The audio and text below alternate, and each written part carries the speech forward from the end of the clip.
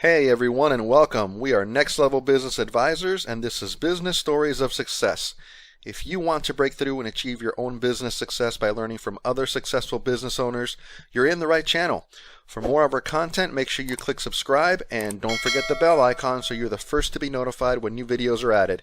Enjoy today's video.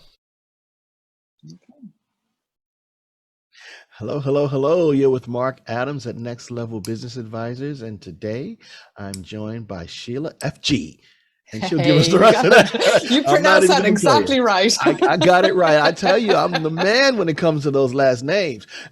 She's So talented. she's yes, I am. She's the owner of Connected Sponsors, and she's in an interesting industry, but I'm not going to go yammering. I'm going to let her explain it to us so that we can get a better understanding, and then we'll talk about that journey to success. So, Sheila, I'm going to start by just asking you, tell us a little bit about yourself, your business, please. Sure. So my name is Sheila Farragher-Gemma. Everyone messes up the last name, so FG is what I go with, which works Woo out woo. very well.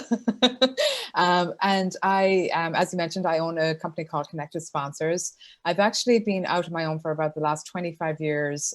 When I had my first daughter, I decided that I did not want to work for a job. I wanted to have the freedom to work for myself, and launched a business and then launched another one. I've had a couple of successful exits, which is always fun.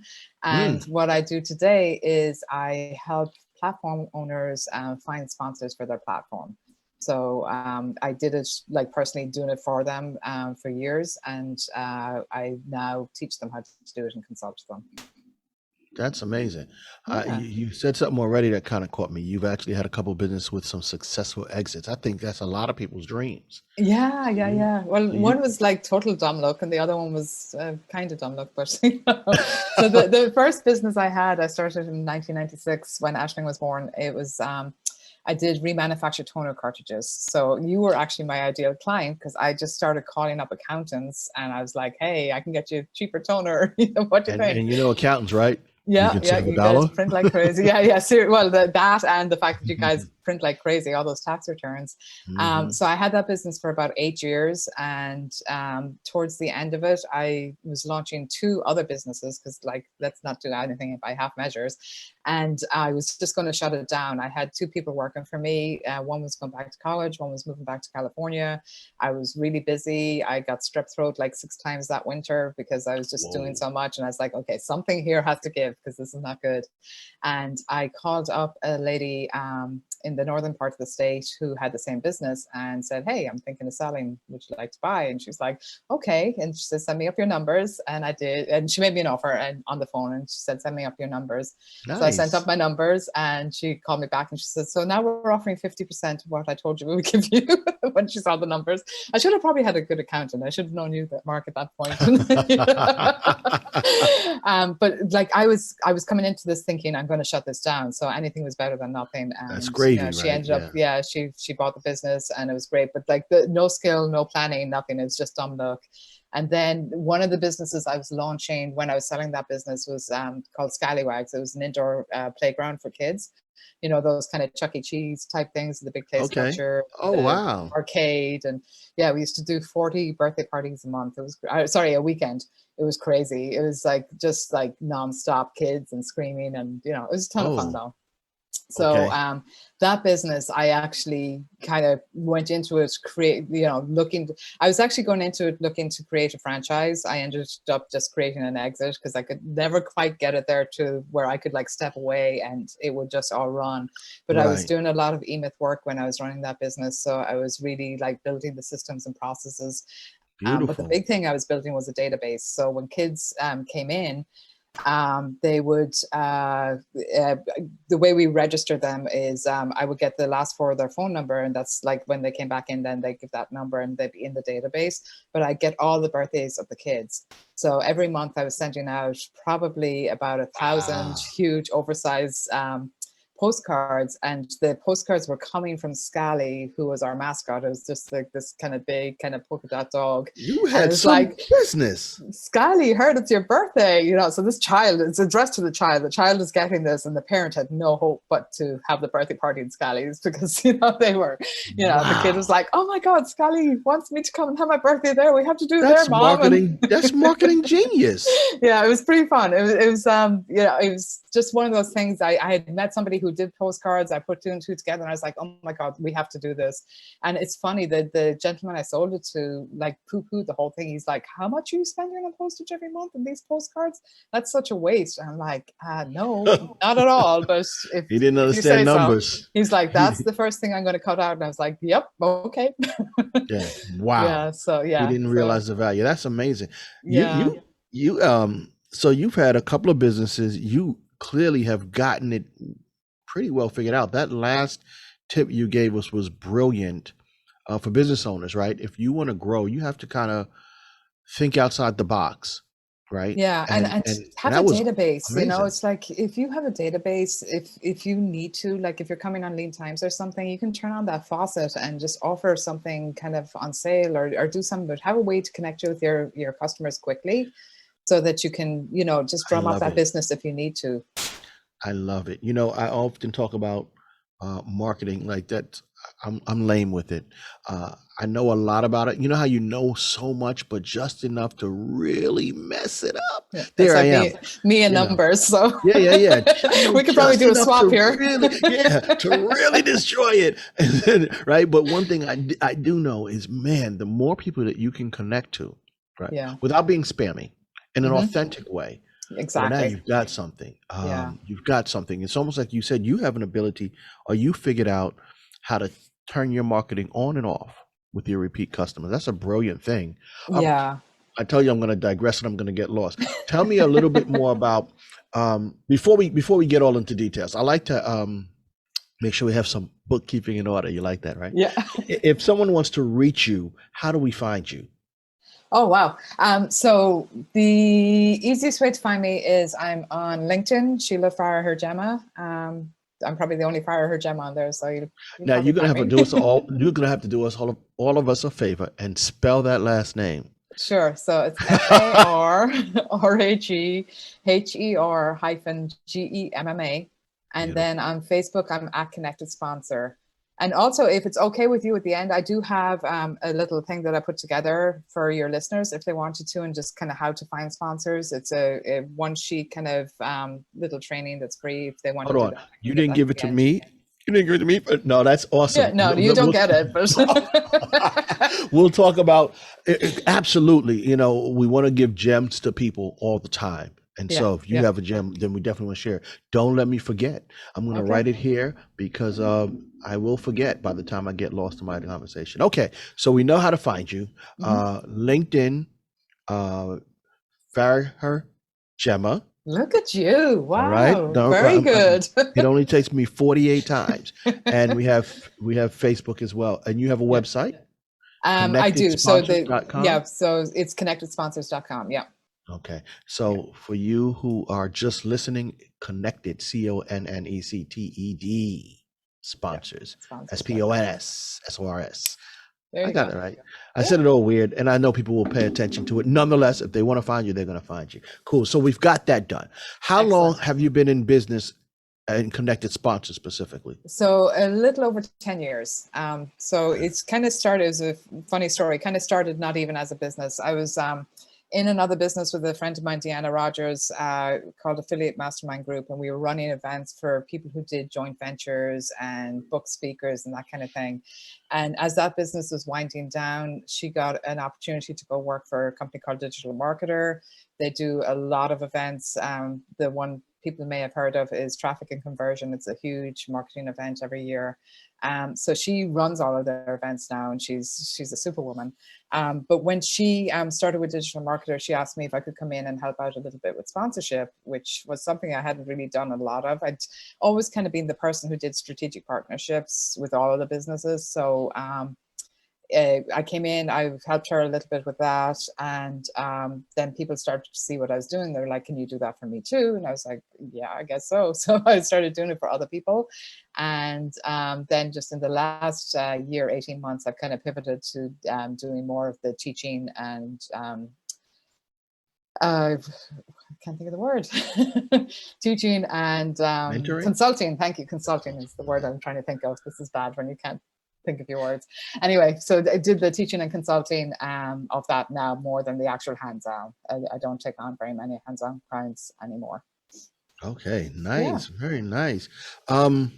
So that kind of explains a lot about what makes you an expert in your field. You've been doing it for a long period of time. And I often ask people what made them make the decision to take the leap into owning their own business. But for you, I don't even have to ask that question because you are a veteran. You know, it's so funny. One of my clients, he's a doctor. He's a brilliant, just a person I really admire. And he has opened, he has a couple of locations in Jersey. And he's about to open up another location in the city with a partner. I said, hey, Doc, are you excited? And he goes, "Huh." Like, what? He's like, hey, I've been there. I've done that. It's not a big of a stretch for me. I know what to do and what to expect. And that's like you, right? You kind of like, it's always new and a level of excitement, but you have done it before. But let me ask you, you said before that you started your own business because you wanted, it sounded like freedom. Is that the right That's choice? exactly the right choice. The right word. Yep, for sure. And what gave you the courage to overcome the fear of uncertainty? Because everyone starts with uncertainty. Yeah. I want freedom. How did you say I'm going to do it? I think it was the fact that my child was born, and I like the desperation to be home with her far outweighed any kind of uncertainty. Like there was loads of uncertainty. There still is even to this day, but right. It outweighed all of that. It was like, that want or that why was so important to me. I really wanted to be, home with her. I wanted to go to soccer matches. I wanted to, do the lunch when it was mom's turn to do the lunch. I wanted to do the school parties, whatever it was. I wanted to have that availability to be with her. Like even some days we would, I would just pick her up early and we'd go to Friendly's and have, just like a little kind of date between us, to just give her that special attention, especially when my second daughter was born, because when you have a second child, it multiplies everything by like 4. So it was hard with that. Yeah. Exponential math. Yeah. So I think the why was so huge for me. I just didn't want to be in a situation where I'm kind of like calling in sick or asking for time off or, any of that kind of stuff. I just wanted to live life on my terms. And I wanted to create a business that supported what I was trying to do, not vice versa. I didn't want to just create another job. I love it. You just said something that's heavy. And one of the things that we really focus on in my practice is advising business owners. And you just said something that we want everybody to understand. You said, I wanted a business that supports what I want to do, not just a business that creates another job. Can you elaborate on that a little bit? Yeah. So I think that's probably the most important thing. I think people want to have business for freedom. And, do you ever see that meme? Like, what's the difference between someone who works and an entrepreneur? Somebody who works 40 hours a week. Someone who wants to be an entrepreneur works 80 hours a week and doesn't get paid. So it's like, leaves a 40-hour-a-week job to work 80 hours an hour a week and not get paid. So kind of back when I was doing, I did a lot. I mentioned E-Myth coaching when I had Scallywags, and back when I was doing that, the coach I was using, I'm going to hold up my phone so you can kind of see this in the camera. But he said, you want a business where I'm the hand and this is my business, a business that's supporting what I want to do versus the other way around. And so many people make the mistake of just getting sucked into a business that just like bleeds them dry.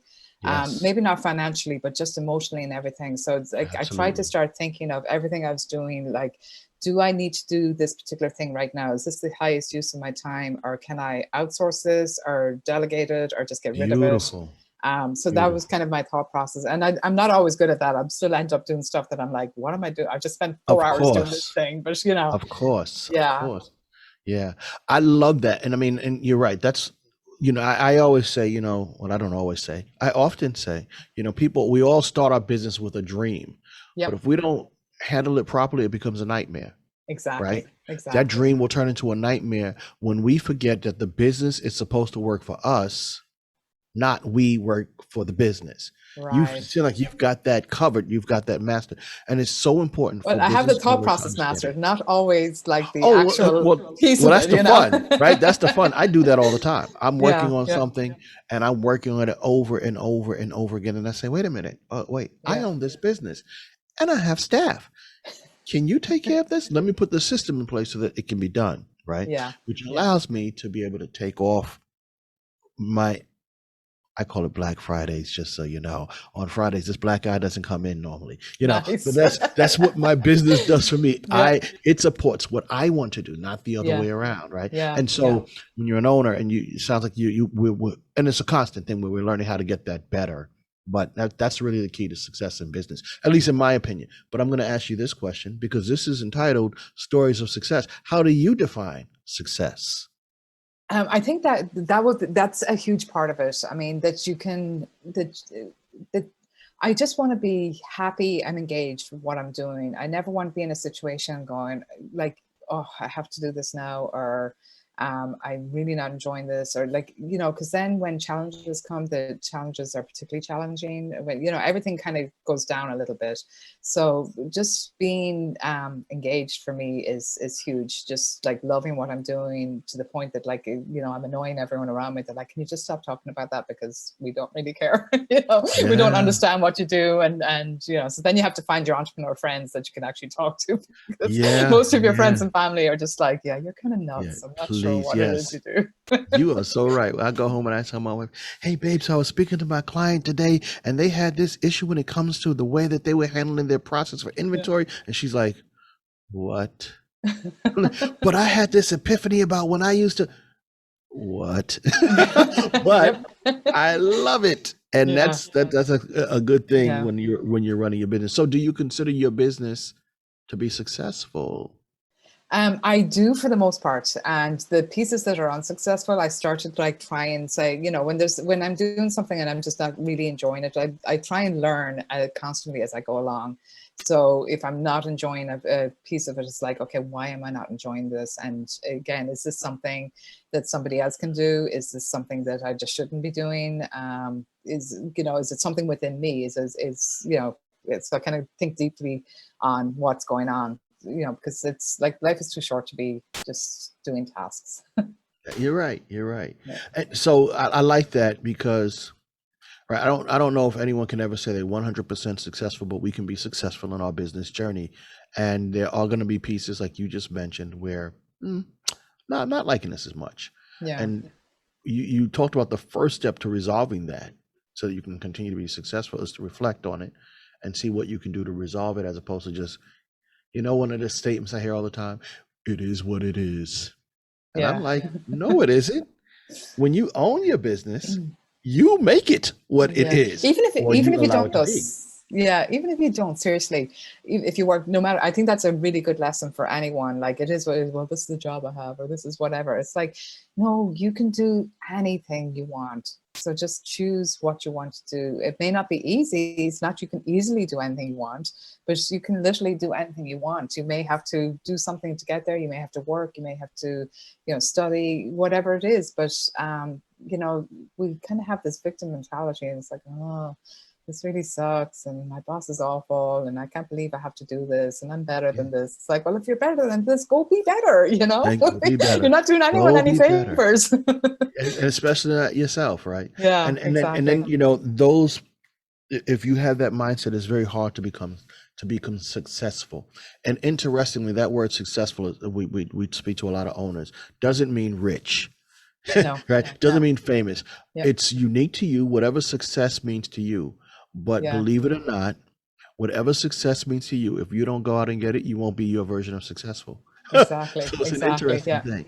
I, Yeah, I, and I it's love like the way the you do money, it. it's nice to have money. Like clearly you need a certain amount because you have to pay bills and stuff. Gotta eat. But for me, sometimes it's just like it's almost like I'm vibrating, like it's so excited about something. And sometimes it's like stupid stuff. It's like, really? You're excited about that? But I'm like, oh my God, Hmm. this is like the most amazing thing ever, Yeah, yeah, So it's yeah, just that's kind of what keeps me going. yeah. And that's to me what success is. I tell you, and I'm digressing. Like one of my big things, my joys in life, okay, is when it finally turns warm because I hate the cold. Yeah. and the sun, you know, like we have these bright sunny days, and I can wake up in the morning and sit on my back deck and have a cup of coffee and just listen to the birds before going into the office, because I can do that.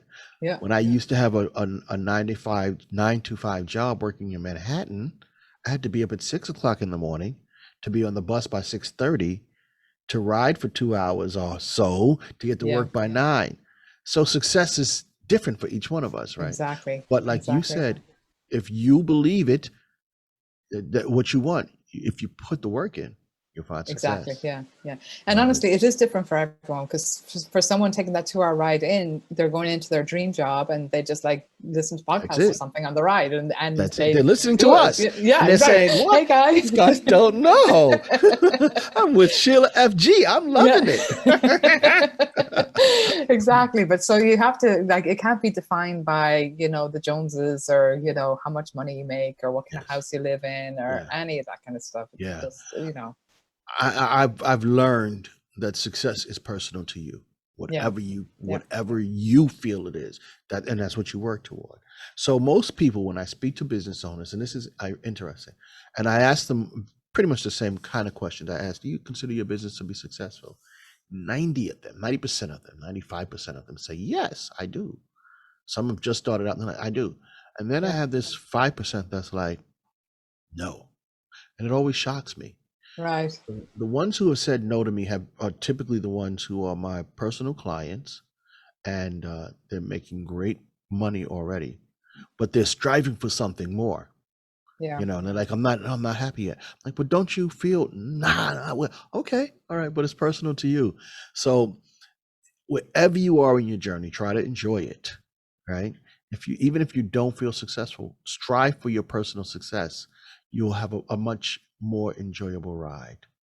That's my Exactly. 2 cents for the day. That's what Yeah. I'm gonna go with. I agree as well. And find the moments of happiness, like you going on your deck and drinking coffee in the morning. I can totally relate to that. It's just like that peaceful moment, and there's no anxiety that I'm supposed to be here, I'm supposed to be doing that. And I think as business owners, we need that as well. We need the mental time to just think, and that's when ideas come, and that's when like so much opens up, versus Yes, just the hustle all the time. absolutely. Take time and enjoy life. All right, I'm gonna pivot a little bit because we've been too flowery, too flowery. Let's get down and dirty. Okay. What's one big mistake you've made in your business journey? Okay, so one big mistake I made was I did not listen to my gut. So it was one business that, like, pretty much it was just like a very bad situation for a very long time. It's one of these things like Chinese water torture, just went on for years. But I remember, like, the pivotal moment. I was sitting around my dining room table with my business partners, and we were investing in real estate. We were investing in apartment buildings, and I needed to do a personal guarantee to make this deal go forward. And there was deals behind it, and if this didn't happen, the whole thing was going to fall apart. And I was sitting there, and I distinctly remember in my head thinking, "This is too hard. I shouldn't do this." And that was my whole being telling me, like, you need to stop and pause.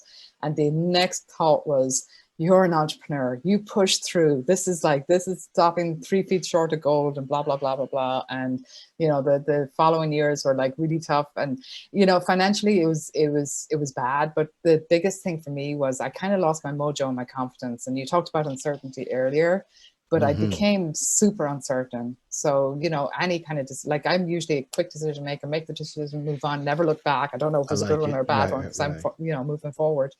And that I lost that for a while. And I would, I'd agonize over every little decision. I was like, oh, this is not good. And I don't know how I kind of got myself out of it. I guess you just kind of work through it. But it's still there a little bit. And maybe it's just getting older as well. I don't know. But I definitely, that was kind of the more devastating thing than any of the other stuff that happened, which wasn't pleasant either. But, Got it. yeah. It's interesting. Yeah, being a little bit more gun shy. I think it might. I can't say for you. I think it's a little bit of age, because when I was young and I started my business, I thought I could do anything. They'd be like, "Hey, can you do?" I'm like, "Sure enough." Now I'm like, Yeah. "Let me think about that." Yeah. So who knows why? But it's an interesting thing. That's an interesting thing. Trust your gut. So and it cost you to make that not trusting your gut, if I got it right, caused you to not do as well in that specific business venture. Yeah. Here's an So it interesting was question. not trusting my gut, and it might have been just kind of a personal thing as well of that thing like way deep down that we want to be liked. And I didn't want to be the one to blow up this deal, even though it did blow up anyway, Right. Okay. and took me Okay. I victim. got it. But yeah, so it's it was probably a combination of that. But like the bigger thing I think for me was no, this is, you're an entrepreneur, you push through, like no challenge is can't not be overcome, and But anyway, So retrospect was 2020. yeah, right. So let me ask you this question: what could you have done to avoid that mistake?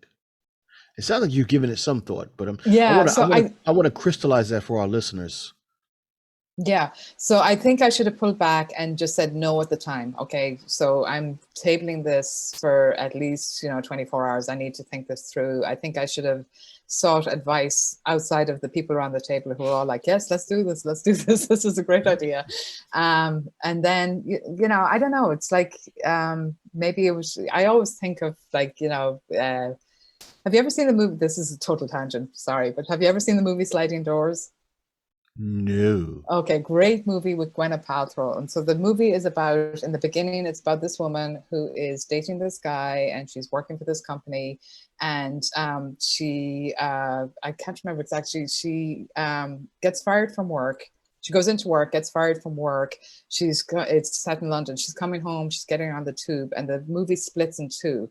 So the first one is she falls going down the stairs, getting on the tube. She hits her head. She misses the train. She ends up going to the emergency room. She's like calling the boyfriend and he's not picking up. But eventually she kind of gets back on the train, goes home and goes in there and has a feeling that something's up, but doesn't really know what's up.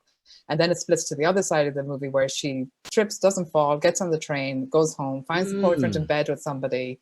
And then from there on in, you're watching two different movies. And thankfully, Gwyneth Paltrow dyes her hair in one of the characters. So now you can really see what's going on. But it's like, it's like she persevered with her life. She lost her job. So then she started delivering sandwiches to business offices.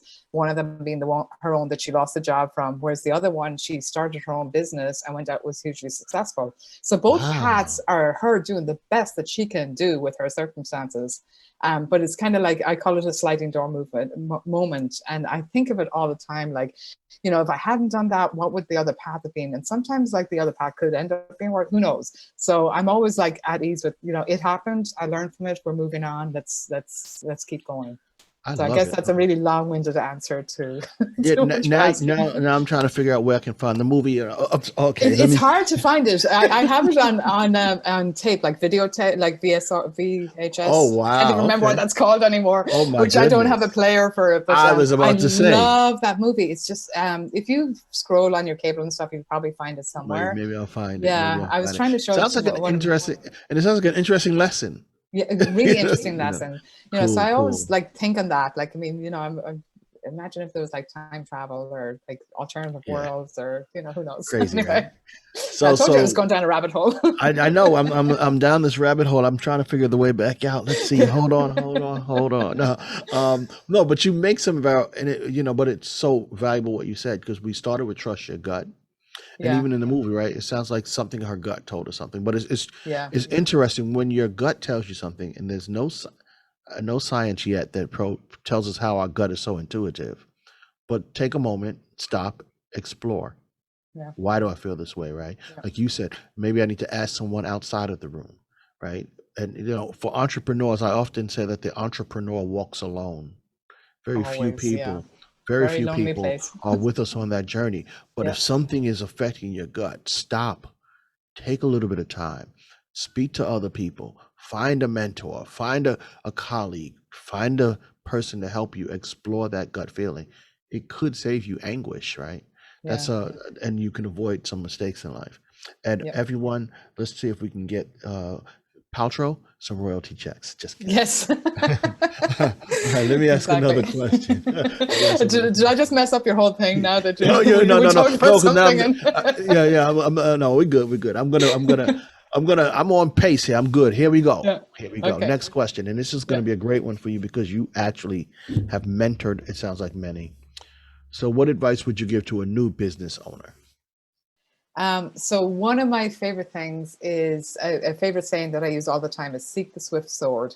So basically, it's like if you are going to make a mistake, let's make it quickly and move on.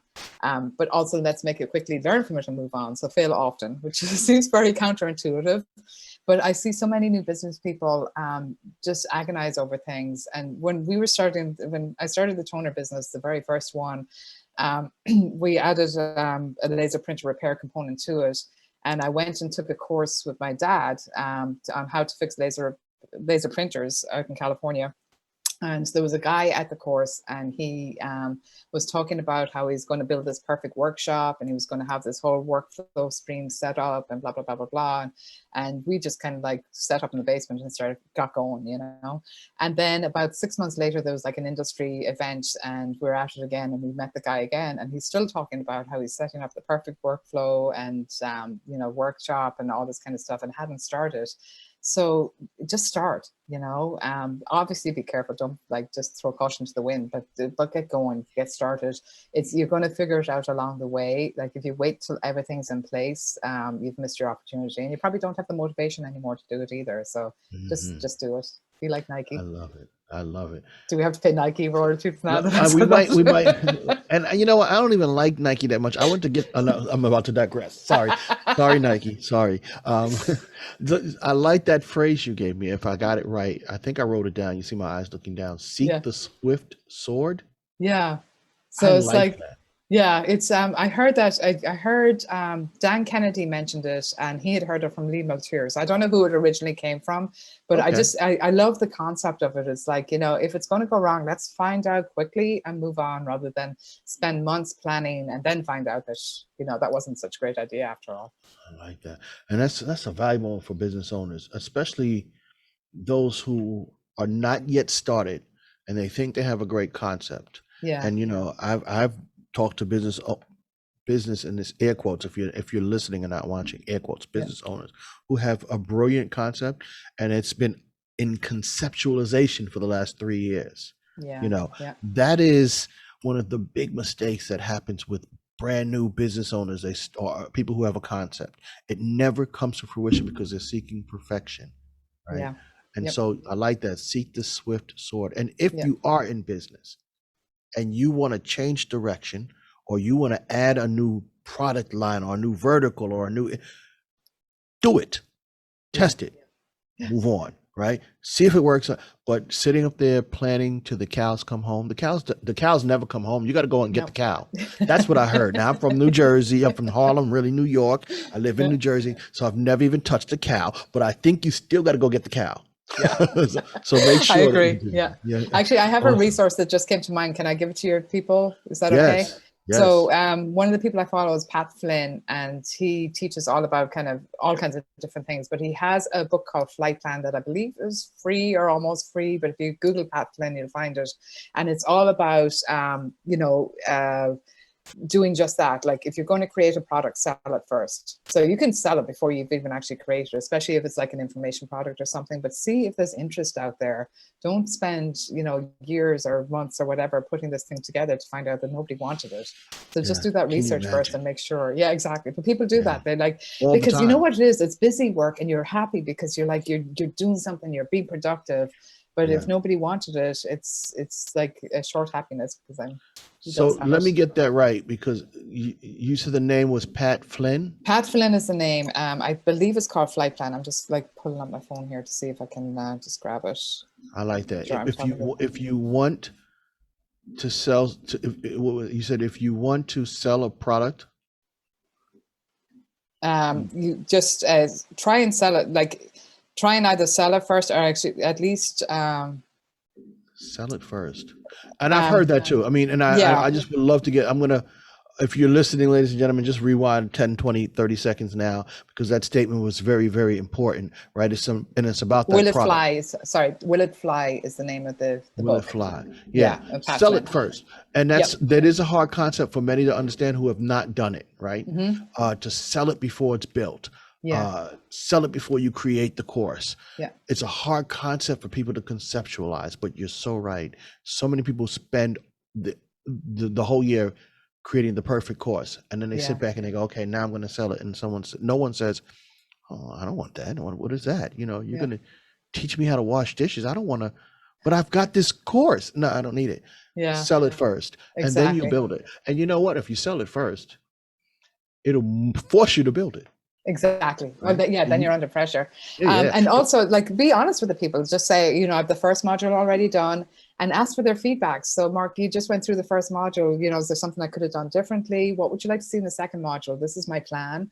And you might be like, oh, I need to learn about this. And it's something that you didn't think that someone needed to learn about. But if people do, they do, Yes. I think we love make it. things more complicated in our heads. Like, I know are not complicated enough, maybe. All It's too like when often. you've done something so much, you don't remember the actual steps to it. It's just like, how do you do accounting? Oh, you just fill out the 1040 and that's that. So, no, but how do you do it? Yeah, absolutely. Absolutely. I Yeah. love it. That's a nice gem. I love that. And it's called Will It Fly? I wrote it down. I might Yeah. read it myself. I'm not selling anything today, but tomorrow I might want to sell something. There And you I go. don't want to spend 7 months building the course so that when everyone says, no, I don't, It's not I'm going to not fly. interested. Yeah. So I love it. I love it. Let me ask you one more question. Sure. And this one is an interesting, I get interesting answers from folks. If you could go to right before you started your business, Mhm. what advice would you give yourself? I think the advice I would give would be like to my inner self. It's not even about business, but it's like, it will be okay. Because I think you start off with fears, like, especially when you're younger and, what if this happened and what if that happened? And then the thing happens you're like, oh my God, I don't think I could survive that. And you survive it. So it's like, no matter what happens, you're going to be okay because you have enough within yourself to maneuver your way around. It might take a while, it might be painful, but you'll get there. So it'll be okay. I love it. I like that piece of advice. It will be okay. Yeah. Annie said the sun will come out tomorrow. Yes. And I'd sing it, but then you'd lose all your listeners. Oh yeah, I mean, me too. Believe me, that's why I was about to start and I said, no, I am not my wife. So I'd like to think I can sing that song, but I really can't. Oh, I know I can sing it in silence. Yeah. So awesome. This was a brilliant and beautiful discussion. Before I let you go, you said that there was a one sheet, Yeah. a resource from our listeners that you would love to share. Yep. So tell us about it. Yeah. So I learned about this actually back in BNI. Back when I started my business, I joined BNI, and one of the resources that they had for bringing in visitors was a thing called Follow Your Checkbook. So they suggest to look at other people you're doing business with. If they're not a part of BNI, invite them to come to the meeting. So in terms of sponsorship, to me, that's like a really low hanging fruit, especially if you're teaching what you teach. I mean, if you're teaching what you do, is what do you spend money on every month? Who are what kind of technologies are you using? What resources do you need for you to do your business? And so the worksheet it's a one pager, it's online, you can edit it. And I have like about a 15-minute training in there, which just teaches people how to kind of work through it and brainstorm on sponsors. And the great thing is that if you're already doing business with these companies, you already kind of have a foot in the door. And this reciprocity, they're like, oh, you're having an event and you want us to sponsor, so you can have a conversation and get some people in to sponsor you. Beautiful. Yeah. Thank you. Now where do we find that sheet? So that is at connectedsponsors.com, and then it's a / finding sponsors. Connectedsponsors.com / finding sponsors, all one word squished together. Sponsors. Yeah. And you notice how I said that really slow because I'm writing it down. And I'm writing it down because what I'm doing is simulating a listener who's doing the same. Nice. So I just finished writing it down. Connectedsponsors.com / finding sponsors. And there's my one sheet that's going to help me out. Thank you so much. Yay. Thank you so much, Sheila. This was amazing. Thank you so much for giving us some time and dropping some real gems of knowledge on myself and my listeners. We look forward to seeing you continue on your journey of success. Thank you.